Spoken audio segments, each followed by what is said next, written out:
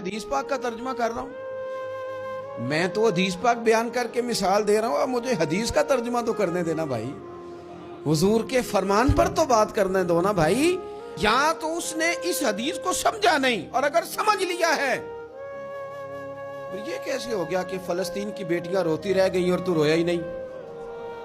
اگر تو جست واحد تھا تو جس طرح تیری بیٹی روئے تو تو روتا ہے، اس طرح تجھے فلسطین کی بیٹی کے رونے پر بھی رونا چاہیے تھا، پھر تجھے فلسطین کی بہن کے رونے پر بھی رونا چاہیے تھا۔ یہ کیا بات ہوئی؟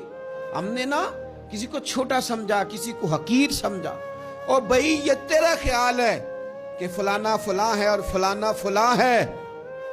اقبال کہتے ہیں اپنی ملت پر قیاس اقوام مغرب سے نہ کر، خاص ہے ترکیب میں قوم رسول ہاشمی، تو نبی پاک کی قوم ہے۔ بحثیت مسلمان سوچے مسلمان۔ کسی نے پوچھا تھا حضرت سلمان فارسی سے نام کیا ہے؟ فرمانے لگے میرا نام اسلام ہے۔ کہا آپ کے والد کا نام؟ فرمایا اسلام۔ کہا دادا کا نام اسلام۔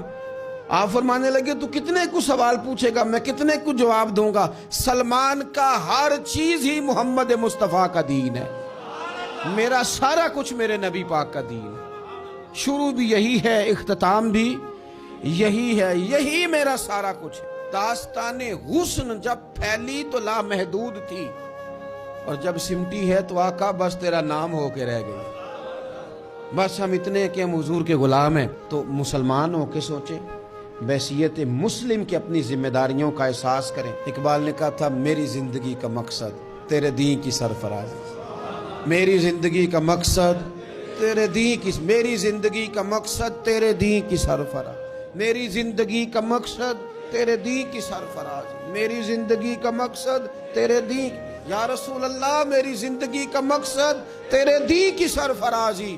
میں اسی لیے مسلمان، میں اسی لیے نمازی، میں اسی لیے مسلمان، میں اس کے لیے کام کس طرح کریں، جد و جہد کس طرح کریں؟ تو ہمیں کہا گیا قوت عشق سے ہر پست کو بالا کر دے، اور دہر میں اس میں محمد سے اجالا کر دے، دہر میں اس میں محمد سے اجالا کر دے۔ اقبال سے پوچھا اقبال اس کام میں مدد کیسے ملے گی، کس طرح آگے بڑھیں گے؟ تو اس نے کہا بازو تیرا توحید کی قوت سے قوی ہے، اللہ تیری مدد کرے گا، تم موحد ہے، رب کو ماننے والا ہے، بازو تیرا توحید کی قوت سے قوی ہے، اسلام تیرا دیس ہے، کیونکہ تو مصطفی ہے، تو مصطفیٰ کریم کا ماننے والا ہے، تیری مدد ہوگی ہر میدان میں۔